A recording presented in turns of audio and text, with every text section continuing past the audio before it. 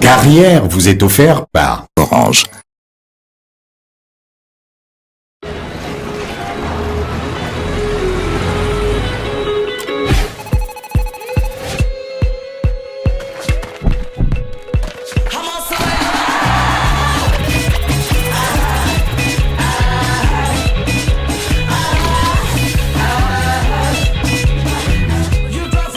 Prenez le contrôle de vos mégas avec MyWay Data d'Orange.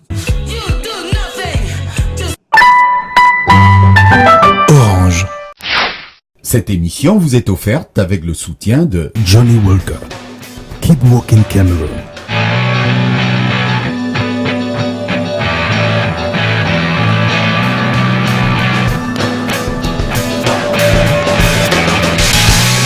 Johnny Walker. Keep Walking Cameroon.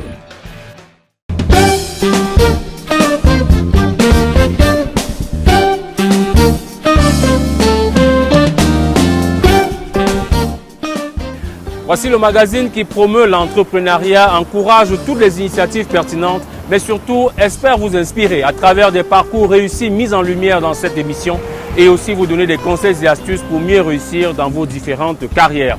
Mesdames et messieurs, bonsoir et bienvenue donc à cette nouvelle édition du magazine Carrière que nous déroulons ici à partir de cet espace baptisé Penjaland au quartier Essos à Yaoundé. Je vous invite à nous suivre, mais d'abord le sommaire en images. Bienvenue dans votre magazine Carrière.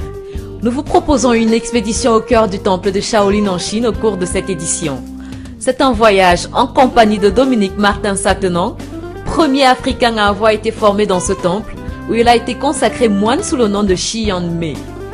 Il y a quelques mois de cela, il organisait la première édition du Festival africain des arts martiaux à travers l'association internationale Shaolin Black and White qu'il dirige. Un digne fils du terroir qui raffole sans doute des spécialités locales.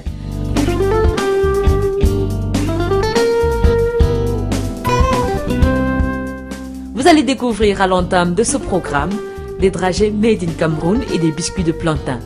Des innovations faites à travers l'entreprise Best Living Farm que dirige Anne-Célestine Dié. Et pour finir, Chedou Kamdem nous plonge dans l'univers très tendance des stories, ce nouveau fil d'actualité que nous retrouvons sur les réseaux sociaux. C'était le sommaire, installez-vous, nous entrons dans les détails tout de suite.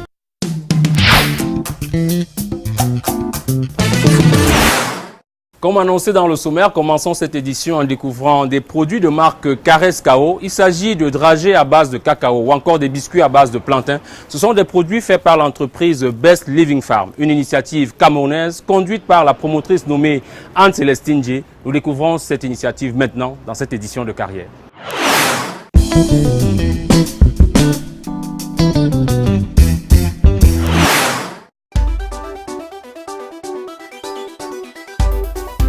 Bonjour, bienvenue chez moi. Je suis Anne-Célestine Ndié, promotrice de l'entreprise Best Living Farms. Je vous souhaite une chaleureuse bienvenue à toute l'équipe de Carrière. Venez que je vous présente mon équipe. Ici, nous avons Blandine Mouko qui s'occupe à conditionner Caresse. Nous avons ici le manager des ressources humaines. Il est également chargé de la clientèle.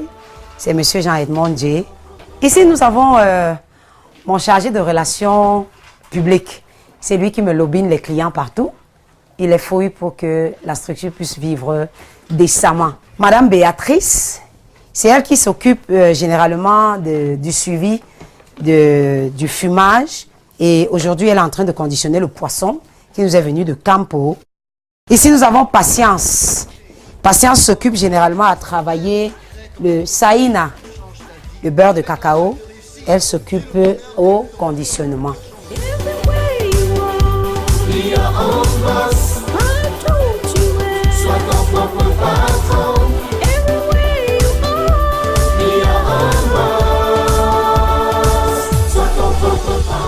C'est une structure essentiellement familiale au sens premier du terme.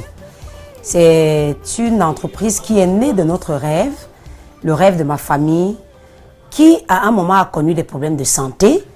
Et quand nous avons essayé de remonter un certain nombre de difficultés que nous avons eues au niveau de la santé, nous nous sommes rendus compte que la plupart de nos difficultés venaient de la manière dont on se nourrissait.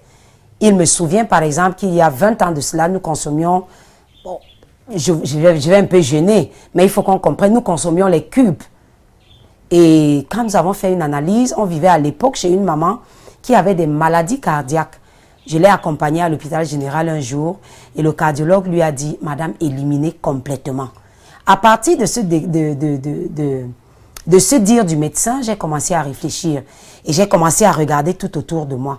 À un moment, j'ai compris qu'il y avait beaucoup de choses que je ne faisais pas et beaucoup d'autres que je faisais qui ne devaient pas être faites.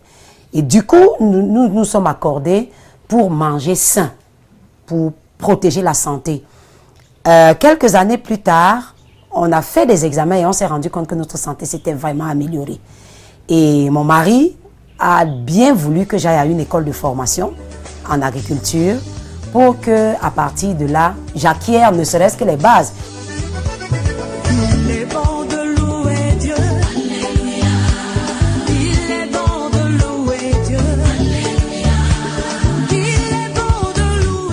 Je transforme des produits agroalimentaires. Certains, je les produis moi-même, mais pas en grande quantité, il faut le dire. Mais les autres, je les collecte très souvent auprès des producteurs que j'encadre. Moi et mes équipes, bien sûr. Question d'être sûr que les itinéraires techniques ont été respectés. Question d'être sûr que les protocoles de production ont été respectés. Best Living Farm, c'est quoi? C'est la ferme agro-pastorale Vie Meilleure. Nous désirons que les gens mangent pour mieux se porter. Ma cible, c'est le grand public, les personnes soucieuses de leur santé et puis particulièrement les intellectuels, les élèves, les étudiants et même les travailleurs de champ parce que j'ai des produits qui leur sont destinés. La particularité à Best Living Farms, c'est que nos productions respectent l'environnement et la santé du consommateur.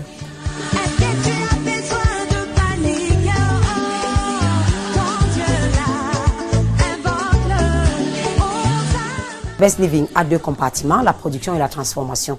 Actuellement, Best Living Farms a réalisé en association avec EAP Coop à peu près 10 hectares de bananiers plantains à Mangang. Voilà. Mais concrètement, sur le marché, il y a le poulet fumé Sibon, qui est la marque déposée de Best Living. Il y a Saïna, c'est la santé et l'hygiène par la nature. C'est du beurre de cacao. Mais l'innovation, c'est que c'est conditionné de manière à ce qu'on ne perde rien. Il y a Caresse Kao, qui est, je vais dire, mon bijou. Hein? C'est des dragées africains, en fait. Vous pouvez voir. Donc, Caresse signifie croustille africaine. Régénératrice, pourquoi? Parce que tous les éléments, il y a du miel à l'intérieur. Et pour ceux qui ont des problèmes de santé, on fait sans miel. Mais c'est régénératrice parce que le cacao est régénérateur, le sésame est régénérateur, on y met du moringa qui est régénérateur des cellules, on y met un peu de gingembre également pour donner vraiment l'essence Afrique. Vous voyez un peu? Donc voilà Caresse qui peut servir à tellement de choses. Dragées, cadeaux, apéritifs. Et il faut dire, pour ceux qui lèvent le coude, que Caresse c'est le compagnon fidèle. Parce que Caresse, justement, en le consommant comme apéritif, il va vous conditionner à ne prendre que la quantité que votre corps veut. Je vous ai dit que mon désir, c'est que la femme camerounaise qui n'a plus le temps pour faire les grosses cuisines trouve des paquets prêts à Best Living. Alors, voici donc le panier de la ménagère. Vous avez ici de la semoule de maïs. C'est fait par Best Living. Dès que vous mettez dans la marmite, quelques minutes, c'est prêt. Il y en a également en manioc. Il y a la pâte d'arachide au gingembre. C'est facile. Vous prenez juste ce qu'il faut. Votre sauce est prête. Il y a ce poisson qui est fumé par nous-mêmes. Il nous vient de Limbe. Il y en a également qui viennent de Campo. Ici, il y a les légumes également. On a le Africanum Nientum. Nientum Africanum, c'est le coq. Le diamant dont je ne vous ai pas parlé, c'est les biscuits de plantain. Ça ressemble aux chips. Ça ressemble aux chips de plantain. Mais la particularité, c'est que les biscuits, ces biscuits-là, sont croquants et fondants de la première tranche jusqu'à la dernière. Et ça, c'est les secrets de Best Living. Je n'irai pas vous dire comment est-ce que je fais pour les faire. Vous les goûterez, vous me direz si c'est vraiment des biscuits de plantain ou non. Mais je crois que c'est des biscuits de plantain. La preuve, c'est que la clientèle en raffole et en demande chaque fois. Ah d'accord, ça n'a même pas donné des chiffres en tant que... Non.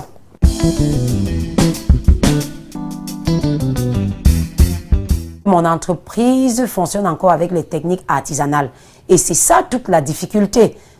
Naturellement, j'ai besoin de moderniser la structure en acquérant le matériel, les équipements, une mini-chaîne de conditionnement et une mini-chaîne de transformation.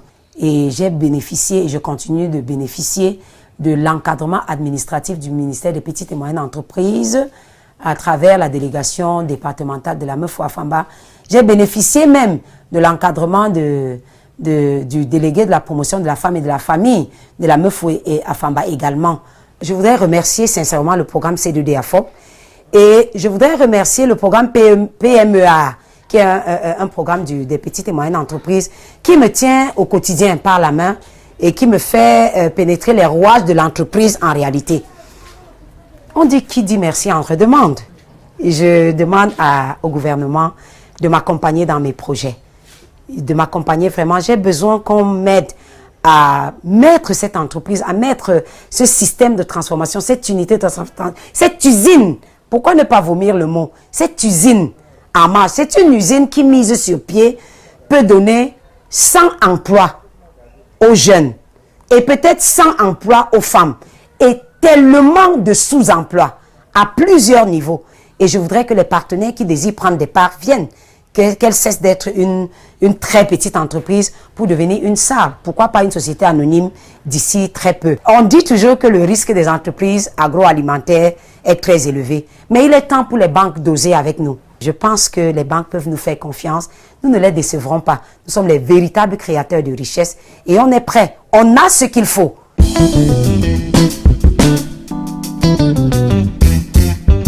Sur le très court terme, je désire couvrir le marché local. Couvrir le marché local. Qu'on retrouve la marque Best Living partout.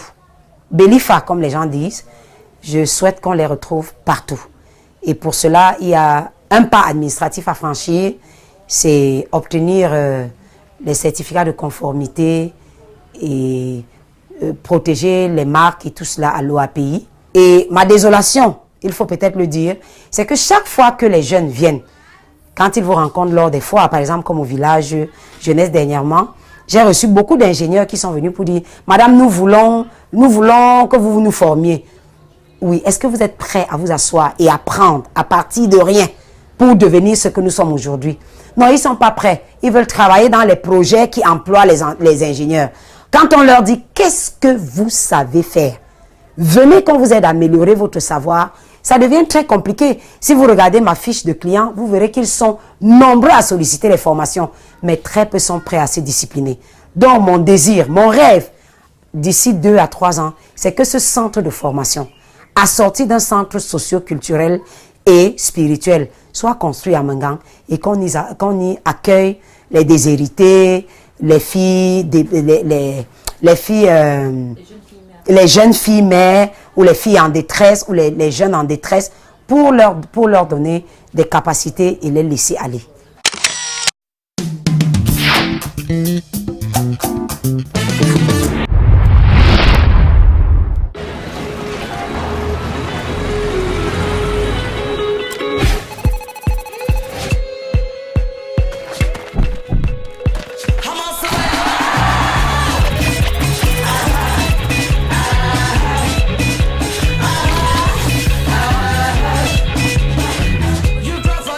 Design your browsing experience with My Way Data by Orange.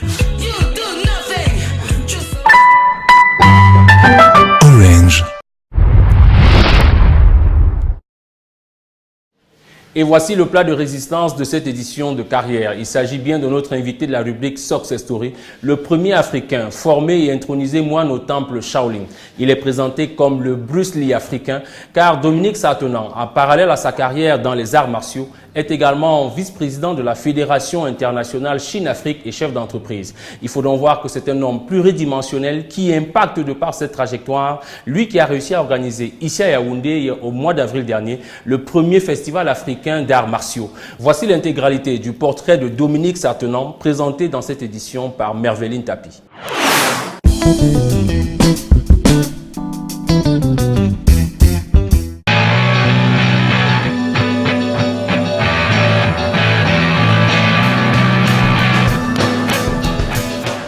Regardez Success Story avec Johnny Walker. Keep Walking Cameroon.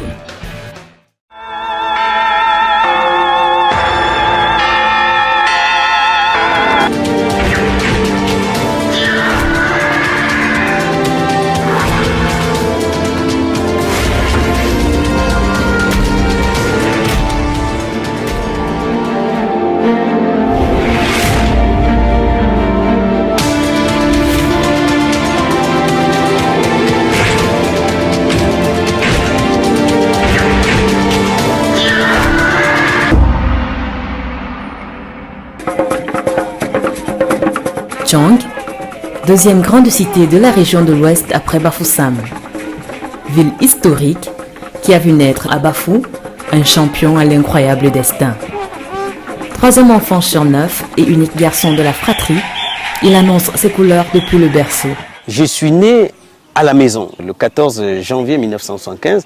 Bien avant ma naissance, ma mère était enceinte. Elle a fait un rêve et on lui a dit l'enfant que tu portes, il faudrait que tu lui donnes le nom de Satenang. Au-delà de la connotation chinoise, elle a une signification asiatique qui veut dire Satenang, c'est moment calme. Chez moi, Satenang, c'est un homme qui impose avant de s'installer. C'est la signification qu'on peut donner en Tchang aussi. Âgé de 6 ans, il entame ses études primaires à l'école publique de Dimenzou dans la Menois. Son père est ingénieur de travaux publics et sa mère femme au foyer.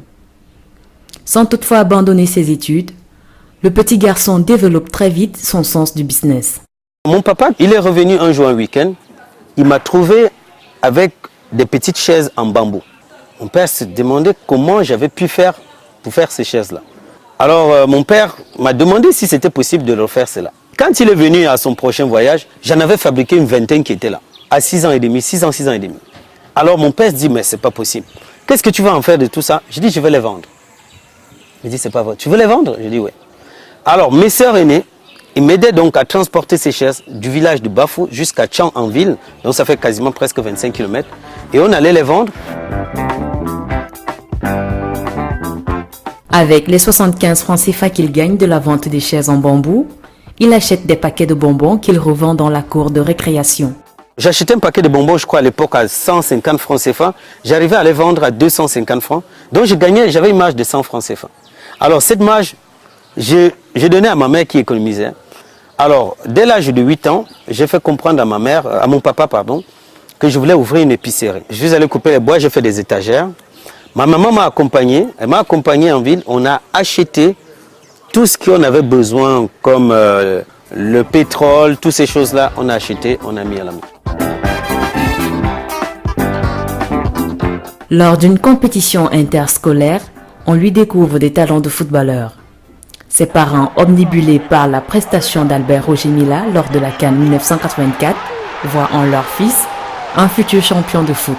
Le match d'ouverture au tirage au sort, qui aujourd'hui, quand j'ai vu le match des Lions indomptables de 90 avec l'Argentine, ça m'a mémorisé, m'a rappelé mon match d'ouverture avec mon école, et je crois l'école publique de Fonzon, qui était considérée comme une des grandes écoles, et que cette école a perdu contre notre équipe en match d'ouverture en présence du roi qui est mon grand-père, le roi de Bafou qui est mon grand-père, et qui avait marqué l'unique but. C'était moi qui avais marqué cet unique but. Justement, partant de là, ma vie a changé complètement. Du coup, je deviens le capitaine dans les mois qui suivaient de l'école. Quand mon école a perdu donc, le championnat en cours, justement, les autres écoles m'ont recruté pour pouvoir jouer avec eux pour terminer le championnat.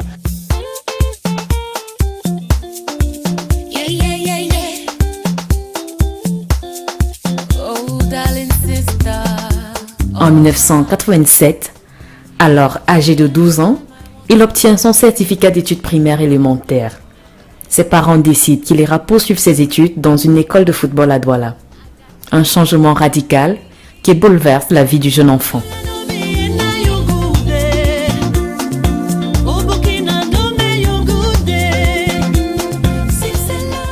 Pendant ces vacances-là, son oncle l'emmène au cinéma du Vouri à Douala.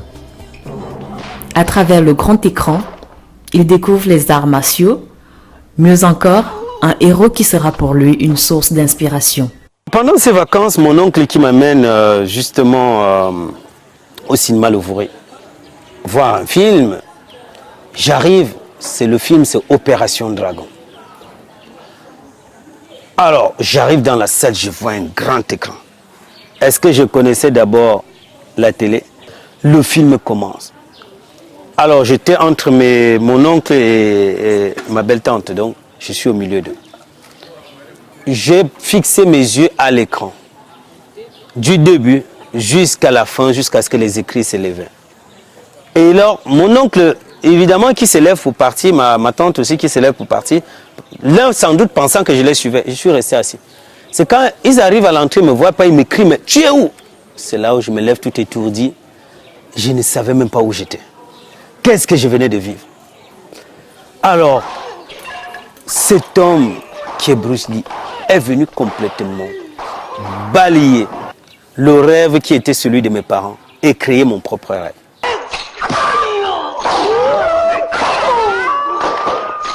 Et ce fut le déclic. Fini les ambitions de footballeur. Désormais, il veut faire du kung-fu et rien, ni personne ne lui fera changer d'avis. Le samedi qui suivait, il m'amène, comment on appelle? Il m'amène au stade. Pensant me faire plaisir, c'était même plus mon problème. Je suis allé, on a regardé le match.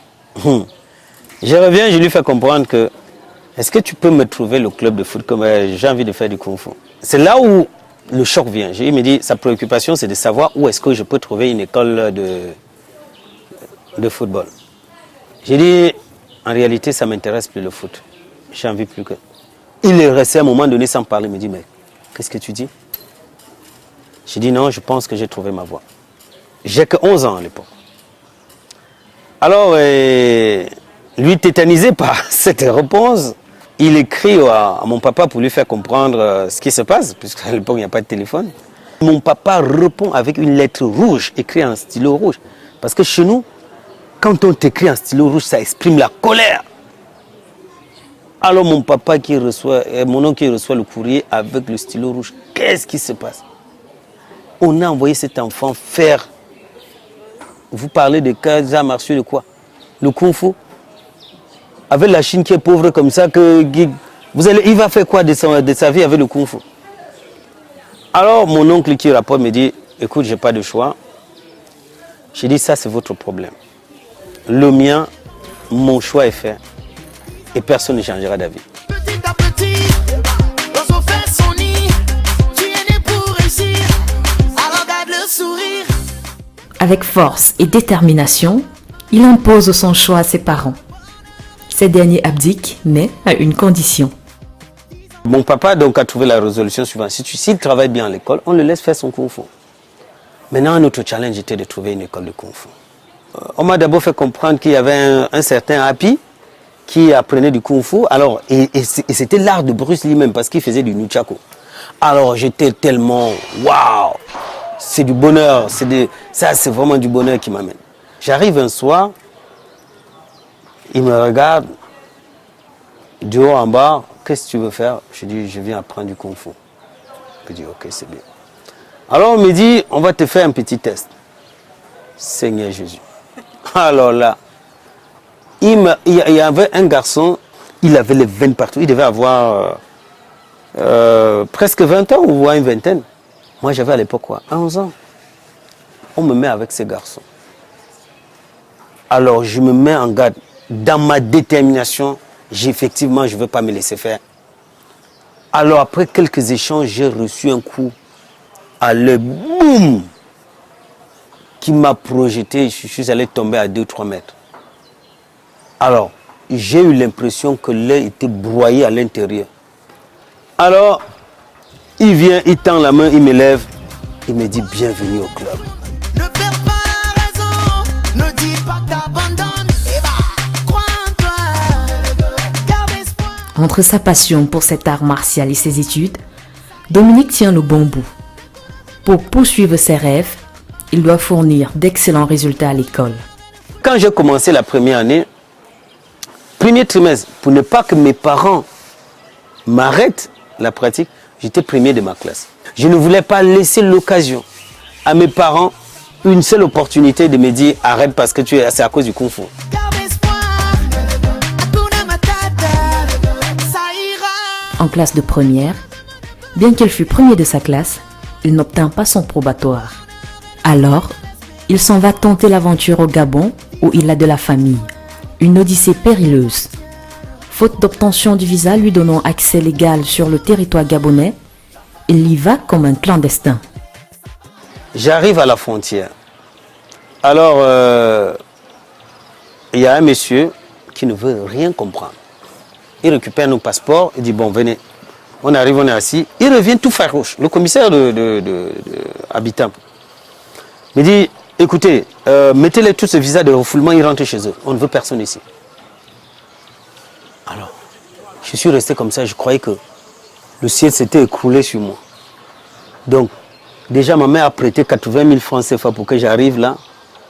Donc, j'ai déjà utilisé plus de la moitié de l'argent, il ne me restait que 35 000 francs CFA sur les 80 000. Donc, ils collectionnent nos passeports, donc ils sont là, et on les appelle pour une intervention. Ils sortent, il y a l'autre policier, les autres policiers qui étaient un peu distraits. Alors, puisqu'il avait pris nos passeports, il a tiré son tiroir, il a mis. Je parle du commissaire. Les gens étaient un peu distraits. Je suis rentré dans son bureau, j'ai tiré le tiroir, j'ai pris mon passeport. Les mamans, je disais, on va le tuer. J'avoue que on m'aurait attrapé là, je ne serais pas devant vous. Je suis allé me cacher. Le soir, je suis venu, j'ai donc posé la question. Il y a un jeune qui m'amène vers un monsieur, un papa. Le papa me regarde, me dit, il me demande 70 000. Il me dit, je lui dis, je vous paye la moitié tout de suite, la moitié quand on arrive à Libreville. Je ne lui fais pas croire que je n'ai pas d'argent. Il me regarde comme ça, il me dit, bon, vous êtes trop habillé. Il va y chercher un jean crasseux. Il mouille dans l'huile moteur, il met de l'huile de moteur dessus, il me dit, porte ça. Il enlève mon t-shirt, il me demande de porter encore un t-shirt noir. Il me dit, bon, pour l'instant, tu es mon motoboy. Donc, quand on arrive au stade de contrôle, tu prends le clic là, tu vérifies les roues. Alors, c'est une pick-up et je dois rester suspendu et parcourir 900 km, presque 1000 km, sur une route non goudronnée. C'est-à-dire que j'arrive comme ça, j'ai le temps juste de prendre de l'eau et laver pour qu'on voit mes yeux. Parce que je suis en poussière partout. Donc, quand on arrive au contrôle, je descends, elle me dit, vas-y, vérifie. Donc, alors, comme le Gabon n'a pas le même accent que le Cameroun, il ne faut pas parler. Donc, je suis soumis. Là, c'est la vie là. Donc, j'arrive à un contrôle et un policier qui dit, mais lui là, tes papiers sont où? Il lui dit, non, c'est mon moto. Il vient me dire, viens. Il me dit, donc, le monsieur me dit, va là-bas. J'ai joué le film comme ça, du début jusqu'à arriver au Gabon. Nous sommes en novembre 1994. L'année scolaire est entamée depuis quelques mois déjà. Il est urgent de trouver une école où il devra poursuivre ses études. Quand j'arrive au Gabon, j'essaie d'aller au lycée technique Omar Bongo. On me dit, pas de place, l'heure est passée. Parce que j'arrive en novembre. On me dit, il n'y a pas de place. Je dis, ok, d'accord, c'est pas grave. Où est-ce que je peux m'inscrire? J'ai envie de faire un bac comptabilité. On me dit, vous avez peut-être des lycées privés, mais ça coûte cher. Je dis, c'est pas grave. J'arrive là-bas, on me fait comprendre que la scolarité coûte 70 000 par mois. Hein?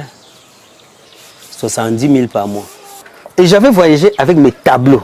On m'a dit au Gabon, ça peut faire bon prix. Donc l'esprit du commerçant là n'avait pas quitté dans ma tête. Hein. J'en avais ramené, je crois, 3. Et vous savez combien j'ai vendu le tableau? Je crois 120 000 le tableau. Non, 45 000, voilà. Donc j'avais économisé, je crois, 120 000 au total, les 3 tableaux. J'ai pris l'argent des tableaux, j'ai payé ma mois de scolarité, j'ai payé tout, mon inscription et tout ça.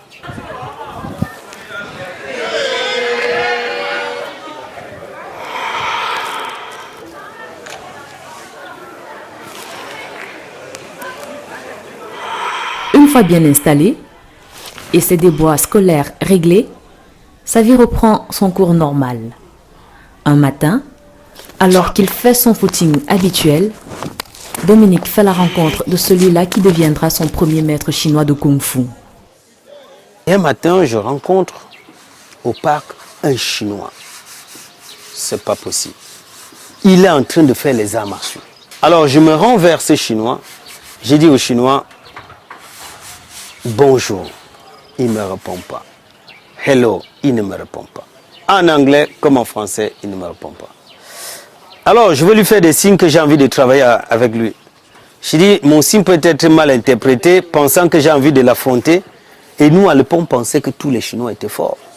Donc là, il ne faut pas tester l'intestable. Donc là, ce qui n'est pas testable, il ne faut pas. Donc n'essaye pas.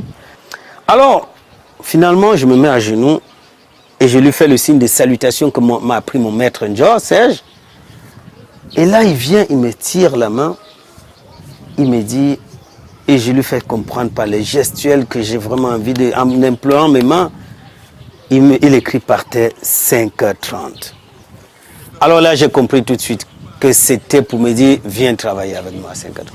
Tous les matins à 5h, j'étais déjà là. Quand il part, je crois 2 semaines ou un mois plus tard, je m'étais fait mal au genou en faisant un salto, triple salto. Et on me conseille qu'il y a un médecin, acupuncteur chinois qui s'appelle Huang Peng, qui soigne ce genre de problème. Il doit être en 94. Alors, je vais voir M. Huang Peng, je lui présente mon pied, je l'explique, il me dit comment je me suis fait mal. Je lui explique. Il me dit, quoi, vous faites du kung-fu? Il y a du kung-fu ici? Je dis, oui, je fais du kung-fu. Alors il me dit, je dis, mais pourquoi me poser la question? Il me dit, j'ai été vice-champion de Chine de kung-fu. Alors je me suis mis à genoux, j'ai dit, mais je ne sais pas. C'est quel bonheur! C'est incroyable. Alors c'est ça ma vie. C'est-à-dire, à chaque niveau, il y a quelque chose qui m'arrive comme ça. Et c'est pourquoi je dis à la jeunesse, il ne faut jamais se décourager. Il faut toujours s'accrocher et penser positif, penser grand, être optimiste dans la vie.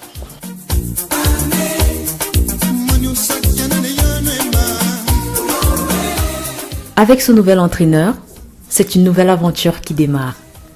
Brillant élève par ailleurs, il se fait très vite remarquer dans son nouvel établissement scolaire aussi. C'est un lycée qui venait de s'ouvrir. Donc là, ils avaient besoin des têtes pour gagner l'examen et donner la renommée pour leur école. C'est que là, M. Diouf dit que mais il y a un problème. Mais qui êtes-vous? Il commence donc à savoir qui je suis. Je lui parle de mon parcours et tout. Qui vous paye vos études? Je dis c'est moi-même. Mes camarades de classe, je les faisais des cours de répétition. Eux, ils me payaient 10 000 par là, 5 000. Et ça me permettait de payer mes études. Voilà comment. Finalement, je n'ai pas eu de problème. Et l'examen arrive, je suis le seul qui est admis d'office.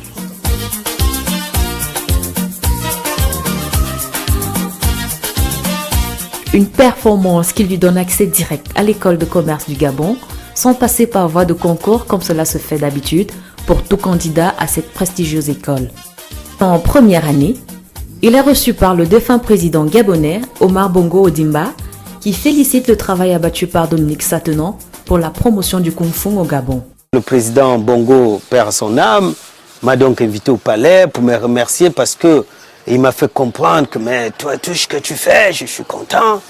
Grâce à toi, les relations entre la Chine et le Gabon sont au bon point. Et il me dit grâce à ton ya. Donc, et là c'était tellement... Alors j'ai un petit cadeau pour toi.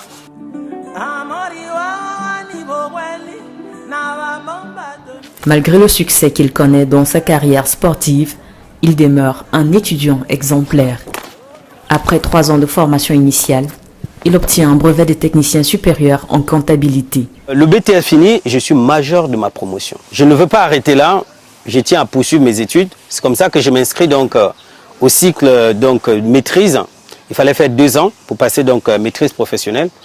Donc je sors de là avec ma maîtrise en poche. J'ouvre tout de suite mon cabinet. J'ai 22 ans, 23 ans. J'ouvre tout de suite mon cabinet.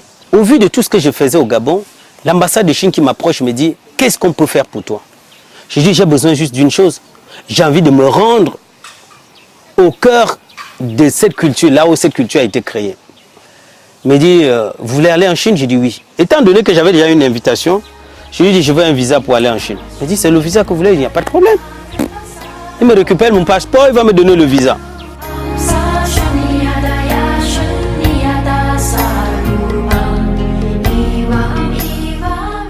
1999.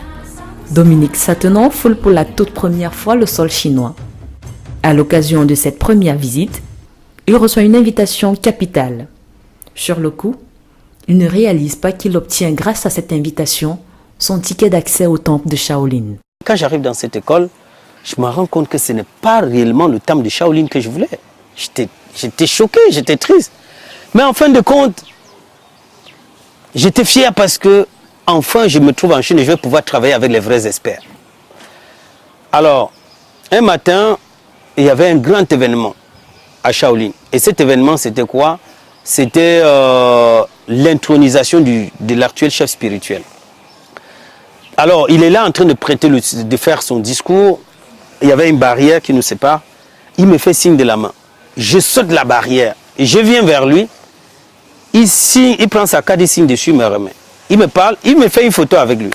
J'ai pris cette carte, je suis allé voir la direction étrangère. J'ai dit non, j'ai envie d'apprendre à Shaolin.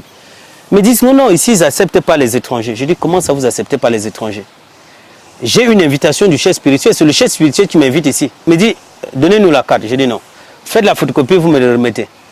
Donc, ils m'ont dit de revenir le lendemain. Le lendemain, quand je reviens, il me dit oui, le chef spirituel a demandé que j'apprenne ici. Alors là, il me demande quand je voulais commencer, j'ai dit tout de suite. Dans cette école, je suis venu pour 1 mois, j'ai pris mes affaires. Je suis resté 6 mois à Shaolin. Juste en hiver, le temps d'aller chez moi, prendre toutes mes affaires, m'organiser, libérer l'entreprise que j'avais ouverte et tout ça, céder à quelqu'un et puis repartir à Shaolin. Rester au temple. Je suis resté 4 ans.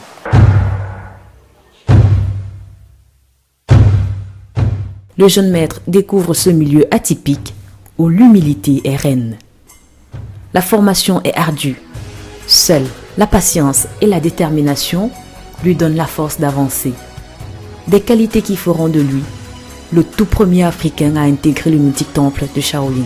À Shaolin, il y a des différents groupes. On m'a affecté dans un groupe. Et dans ce groupe, qu'est-ce qui se passe? Le maître qui nous prend dans notre groupe, on se met à travailler et il faut s'élever à 4h30. Il y a un gong qui sonne et vous vous levez. Je me lève ce matin. Pour nous, c'était le tour de prière d'abord. Bon, je vais. La semaine qui suivait, c'était nous qui devrons parcourir le mont Songshan. Alors, évidemment, les autres sont peur de la chaleur parce qu'il fait. Quand il fait chaud en Chine, il fait extrêmement chaud. Quand on arrive au moment des entraînements, là on doit apprendre les mouvements, les techniques et tout ça. Le professeur m'envoie se mettre dans un coin et de me mettre sur des postures et tout ça, ou sur Yatouez, donc l'étirement. Alors, j'étais choqué. Je dis, mais comment je suis un maître d'arts martiaux, me demande de venir faire ce genre de choses. Ok. Je prends un moment à passer. Après un moment donné, je me dis, est-ce que c'est parce que je ne paye pas que je dois subir un tel traitement? Je vais quand même me plaindre auprès de la direction, ou peut-être parce qu'il y a un problème de langage. Alors, et je me plains, on me dit, écoute, il faut que tu travailles. Je me mets à travailler.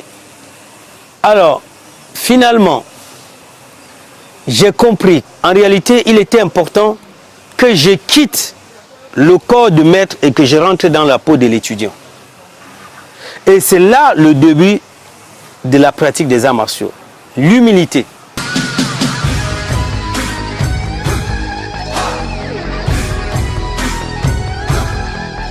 Après cette formation, un choix s'impose. Je suis ce qu'on appelle moine bouddhiste guerrier. Donc, alors en ce moment, pour moi, il était donc question de passer un examen pour devenir moi bouddhiste religieux. J'ai dit non, je suis un prince. J'ai refusé à mes parents de faire le foot, mais je ne vais pas aussi les refuser voilà, de ne pas me marier ou quoi que ce soit, de ne pas faire des enfants. Il souhaite intégrer l'Université des sports de Pékin, mais sa candidature est rejetée. J'arrive à l'Université des sports de Pékin, la formation était tout autre chose, il fallait la payer. Elle coûtait excessivement cher. Alors, les autorités m'ont dit, de l'université m'ont dit, vu tout ce que vous avez fait pour promouvoir la culture chinoise, on peut vous aider à obtenir la bourse. On me donne un dossier de bourse à remplir et que le ministre de tutelle, mon ministre donc de l'enseignement supérieur, doit signer pour que j'obtienne cette bourse. Le ministre ne comprenait pas que j'ai une bourse pour aller faire les arts martiaux. Il a dit non. Si c'est pour signer une bourse pour que vous allez étudier de la science, je peux vous l'accorder. Mais aller faire les arts martiaux, non, oublié. Le ministre a refusé de signer. Donc je suis rentré au Gabon, j'ai réuni les moyens que je pouvais. J'ai donc payé ma première année d'université. Il devait me coûter dans les 17 000 $. C'était quand même beaucoup. Alors quand j'ai payé ça, la même première année, je suis admis à l'équipe des sports de Pékin. On est allé à une compétition internationale. J'ai ramené une médaille d'or et une médaille de bronze. Alors, c'est là que les autorités de la Fédération internationale me disent, mais qui est ce monsieur? Donc, vous avez décidé donc de venir à Shaolin, à l'université. J'ai dit, oui, j'ai envie de faire des compétitions. Alors, me dit, votre pays, malheureusement, n'est pas reconnu au niveau de la Fédération internationale. Mais on va vous aider. Et c'est là alors qu'ils m'ont dit, toutes les compétitions que je prenais part étaient prises en charge par la Fédération internationale. Ils ont même pris aussi une part des frais de ma formation à l'Université des sports de Pékin. Alors, j'ai multiplié dans les compétitions. L'année qui suivait, champion du monde. Alors, c'est là où la Chine s'intéresse à mon profil. Ils font un film documentaire sur moi qui s'appelle Le Bruce Lee africain.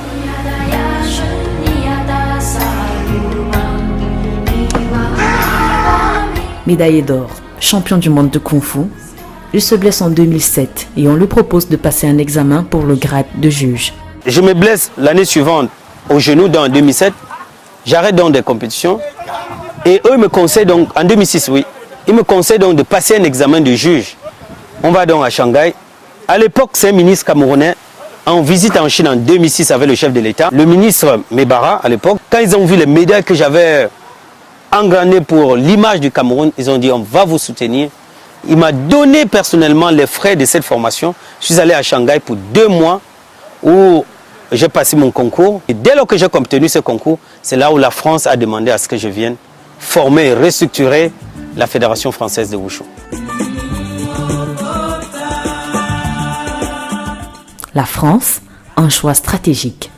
J'arrive en France, voilà, je suis salué par les autorités françaises qui me donnent toutes les facilités pour permettre que je puisse vraiment aider à la restructuration de cette discipline. Voilà. Et c'est partant de là que je me suis mis aussi à travailler pour moi dans ma vision, à dire qu'est-ce que je dois aussi faire. Je me suis mis à travailler, à cogiter, à me mettre dans l'idée qu'il faut que je fasse quelque chose demain. Alors d'où j'ai créé une association, d'abord association franco-africaine de Wushu, pour d'une part développer la culture chinoise et d'autre part développer la culture africaine.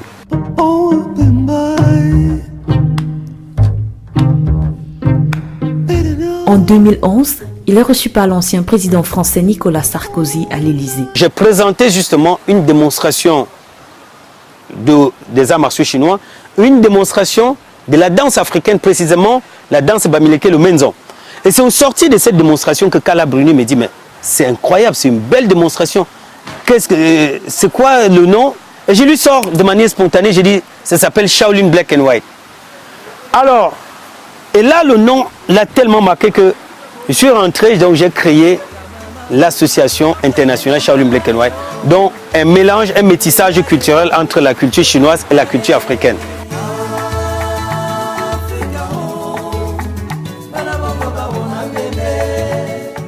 Enseignant, séminariste à l'Université du Havre et à l'Institut Confucius, la vie et le parcours de Maître Satenan sont publiés dans cet ouvrage « Ouvre ta main et tu posséderas le monde », édité chez Robert Laffont. Un livre héritage qui pour lui peut servir de boussole à la jeune génération. Fort de cette notoriété, ce digne fils du terroir a organisé du 2 au 8 avril dernier, au Cameroun, la toute première édition du tout premier Festival africain des arts martiaux, FADAM, à travers l'association internationale Shaolin Black and White que dirige l'ancien athlète camerounais spécialiste du Kung Fu. La jeunesse se tourne plus beaucoup à la facilité, c'est ce qui est facile qui est beau. La jeunesse a tendance à dire mon échec c'est à cause de X ou Y. Or parfois l'échec peut être très important. On peut tirer beaucoup de leçons donc, dans l'échec. Donc il ne faut pas prendre l'échec pour une fatalité. Mon parcours aujourd'hui, je l'ai résumé donc, au tritype DVD, donc D pour discipline, V pour volonté et l'autre D pour détermination. Parce que dans la vie des moines aujourd'hui, ce qui caractérise les moines, c'est la discipline, la volonté, c'est-à-dire vraiment d'aller au-delà où on peut les attendre au moins, et la détermination. Parce que la volonté ne suffit pas. Il faut la détermination. Et la volonté, c'est la seule chose que nous pouvons, aujourd'hui, seul nous pouvons la détenir. Personne ne pourra nous accorder cela. Maintenant, cette volonté qui ne suffit pas, comme je le disais, il faut ajouter à cela une détermination. Donc, ce parcours de vie et cette formation, aujourd'hui, les arts martiaux viennent forger l'être humain, viennent apporter chez l'être humain une certaine assurance. Pour pouvoir mieux communiquer, c'est ce qui m'a amené à créer le Festival africain des arts martiaux, donc le FADAM, qui est un moyen de pouvoir justement sensibiliser cette jeunesse, de pouvoir donner une opportunité à cette jeunesse qui peut également aussi affronter non seulement leur peur, mais aussi apporter leur savoir et partager leur savoir.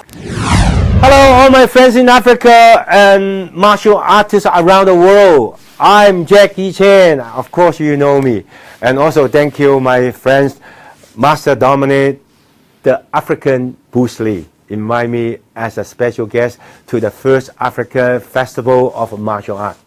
Although I cannot join you today, I would like to wish you the great success of this event. May the peace and love be with you. And long life. Fadam. Malgré la controverse autour de l'arrivée manquée de Jackie Chan et Gérard Depardieu à ce grand événement, Dominique Satenant est serein et rassure quant à la prochaine édition du FADAM. J'ai côtoyé plusieurs chefs d'État aujourd'hui, qu'ils soient des chefs d'État européens, qu'ils soient des chefs d'État africains. Voilà. Et pourquoi? Parce que j'ai cru en moi et je me suis mis à travailler pour être ce que je suis devenu aujourd'hui dans le monde. Ça fait 10 ans aujourd'hui que je suis le seul non chinois. Déjà être habillé ainsi parce que je suis le seul depuis 10 ans qui a habilité à officialiser les championnats du monde de Kung Fu traditionnel. Je suis le premier juge international mondial de Kung Fu et je suis aujourd'hui le plus gradé au niveau des arts martiaux chinois. Voilà, notre pays vient d'abriter le premier festival africain des arts martiaux qui s'est déroulé à Yaoundé, à Douala et à Limbé. Aujourd'hui, tout le monde en parle. Jackie Chan qui a envoyé un message qui a été empêché à la dernière minute, qui a fait comprendre que mon ami, Maître Satenant, le Bruce Lee africain, je suis honoré de son invitation. Le fait qu'il a déclaré d'être mon ami, c'est là où beaucoup de gens ont commencé à dire « Ah oui, tiens ». Et je sais que la prochaine édition, il sera là physiquement. Je le fais pour cette jeunesse africaine qui a besoin d'un repère, qui a besoin d'un modèle. Et c'est pour moi, c'est très important qu'on ait un modèle. Moi, aujourd'hui, je suis ce que je suis grâce à Bruce Lee. Bruce Lee a été mon modèle, mon idole. Et aujourd'hui, grâce à lui, je suis devenu ce que je suis.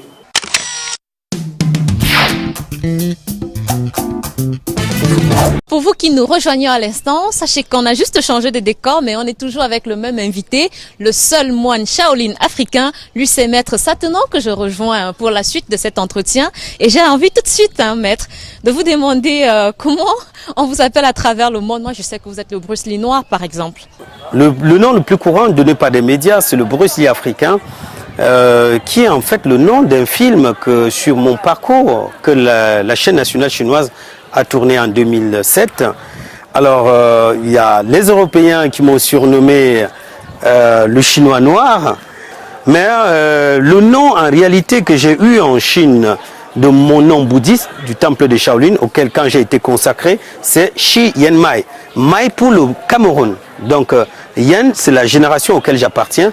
Et le Mai, c'est Cameroun, en fait. Parce que le Cameroun, en chinois, s'appelle Camelon. Et c'est le Mai du Cameroun qu'on a extrait donc, pour pouvoir me donner mon nom. Quelles sont les valeurs qui, de manière générale, encadrent votre vie? Les valeurs, pour moi, reposent sur l'humilité.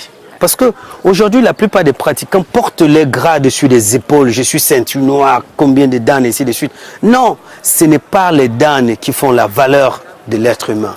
Parce que ces dan doivent être portés dans la tête, dans l'esprit. Donc l'humilité, l'amour envers son prochain, ça c'est des valeurs et des qualités que le pratiquant d'arts martiaux, qu'un maître d'arts martiaux doit pouvoir porter avec lui. Et quel est le conseil, on va sortir par là, que vous donnez ce soir à la nation entière, à ces jeunes qui rêvent, à ces enfants qui ne savent pas ce que leur réserve demain et qui n'osent pas encore? Qu'est-ce que vous leur dites? Il faut croire en vos rêves et que personne ne vous fait changer. Et ne jamais considérer l'échec comme une fatalité. Parce que dans la vie, vous pouvez avoir des hauts et des bas. Et ce n'est pas parce que vous êtes au bas que la vie est finie là-dessus.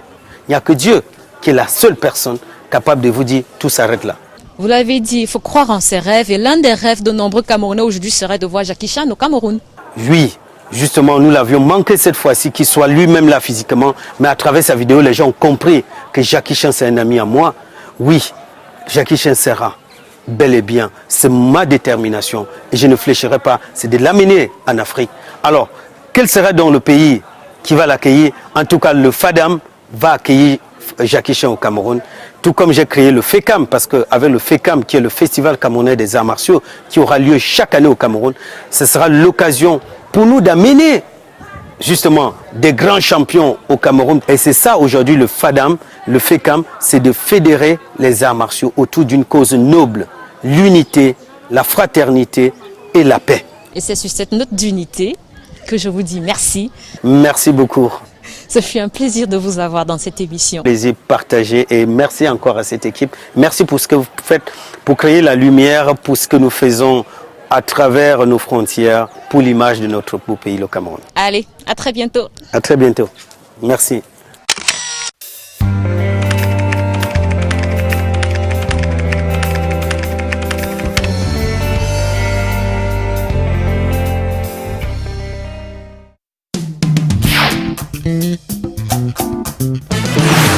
Nous nous sommes invités à une table ici à Pédialand pour la suite de ce magazine et je demande à ma voisine de droite si elle connaît les fils d'actualité sur les réseaux sociaux. Évidemment, monsieur. Est-ce que vous en connaissez également, monsieur, sur Twitter ou WhatsApp? Est-ce que vous les utilisez? Non, monsieur, je n'utilise pas. Voilà, comme certains parmi nous et qui regardent à la télévision, beaucoup découvrent aujourd'hui ce que l'on appelle statut WhatsApp, fil d'actualité, et il faut savoir que tout ceci renvoie aux stories. Notre expert en community management chez Ducamdem nous en parle, nous dit comment cela fonctionne, comment il faut utiliser. Ses conseils et astuces, c'est dans la rubrique coaching.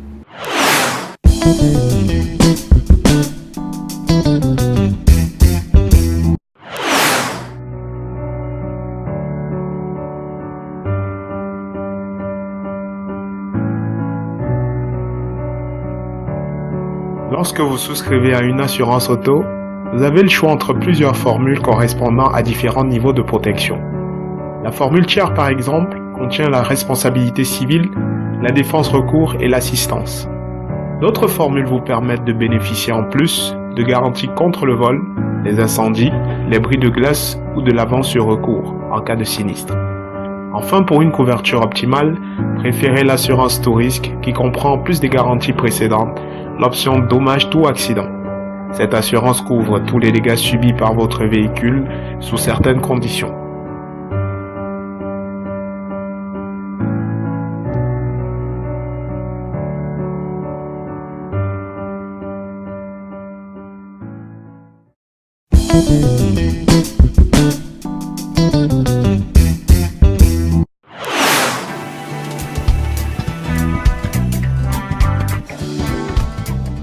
Bonsoir et bienvenue dans votre nouvelle session coaching dans votre émission préférée. Aujourd'hui, nous allons aborder une nouvelle thématique. Il s'agit des stories, ce nouveau fil d'actualité. C'est quoi les stories? Eh bien, les stories, c'est un format de publication sur les réseaux sociaux qui a commencé à être en vogue depuis quelques années déjà.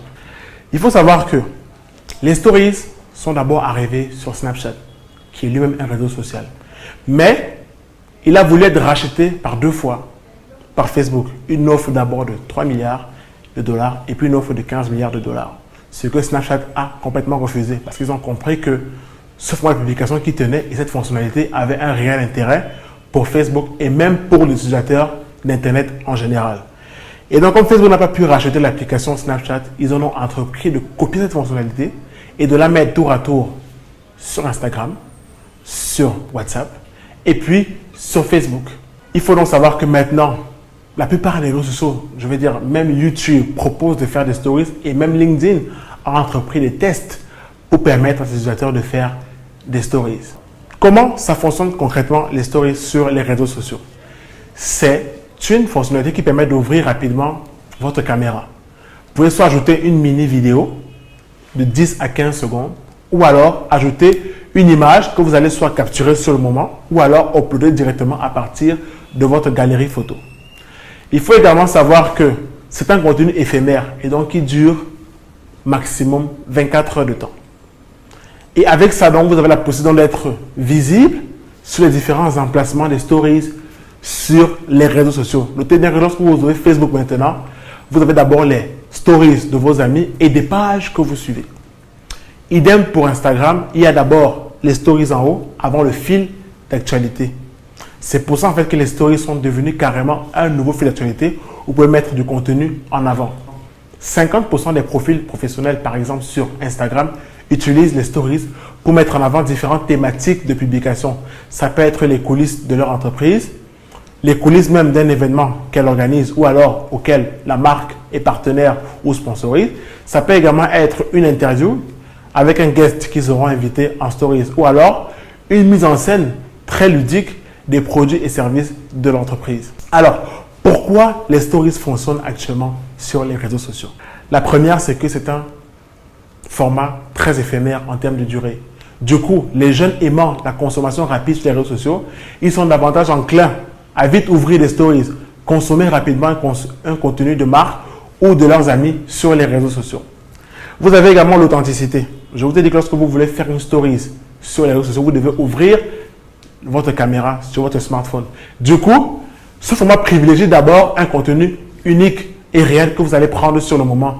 Vous pouvez par exemple filmer votre quotidien ou alors filmer ce qui se passe autour de vous, soit en mini vidéo ou alors soit en photo. Et également, le format des stories. Je vous ai dit que le format vidéo est un format très prisé sur les réseaux sociaux. Et lorsque vous savez que les stories permettent également de faire des vidéos, elles sont très appréciées des internautes et même des mobinautes. Alors, ce que nous avons vu aujourd'hui, c'est que les stories, bien qu'étant un phénomène de mode, devient une vraie fonctionnalité pour les community managers et ça devient vraiment un nouvel espace pour faire apparaître la marque dont vous avez la gestion sur les réseaux sociaux. Et donc, vous pouvez commencer à utiliser aisément les stories pour mettre en avant différentes thématiques ou des nouvelles thématiques que vous allez développer avec votre équipe social media. Merci et rendez-vous pour une prochaine édition de votre séance coaching dans votre émission.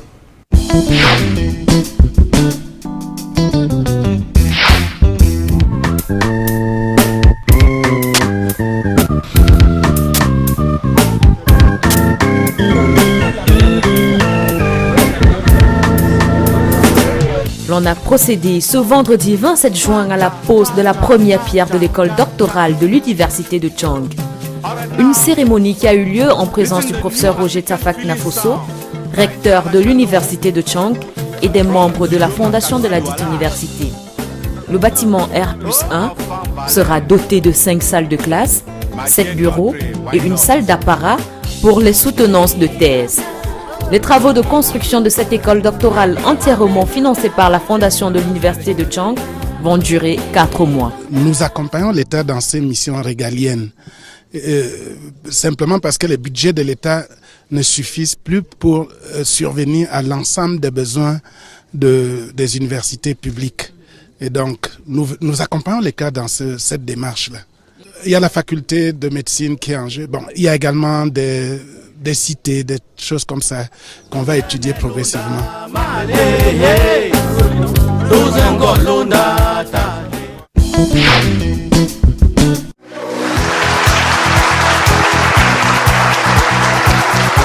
Après une première édition à succès, en avril dernier au siège du JICAM à Douala, le chapitre 2 des ateliers de carrière s'est écrit le 23 juin dernier à la Chambre de commerce de Yaoundé.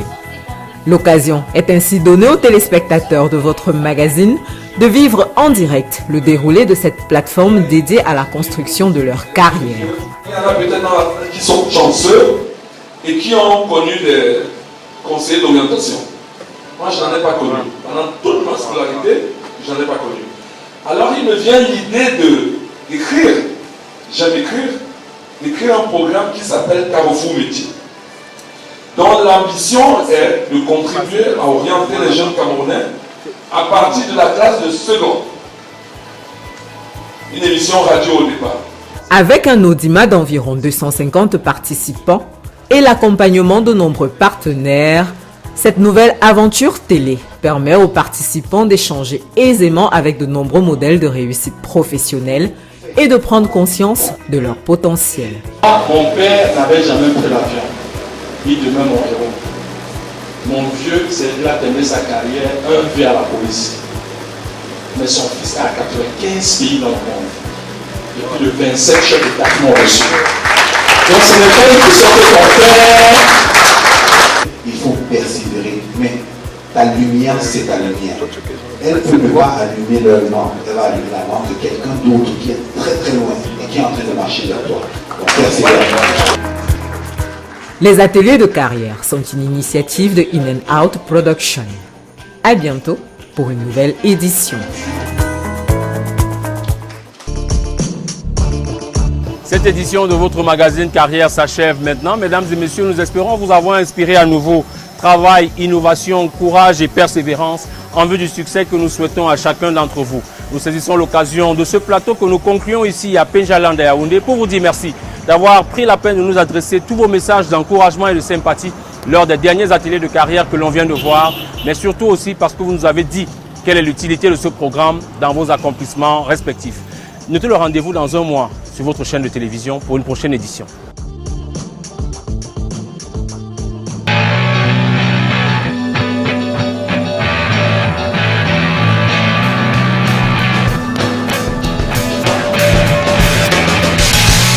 Johnny Walker. Keep walking Cameroon. Carrière vous est offert par Orange.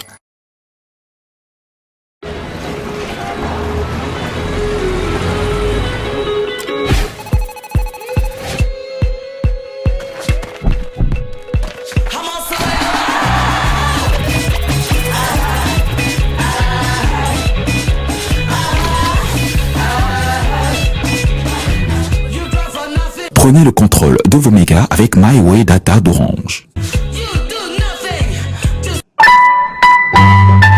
Orange.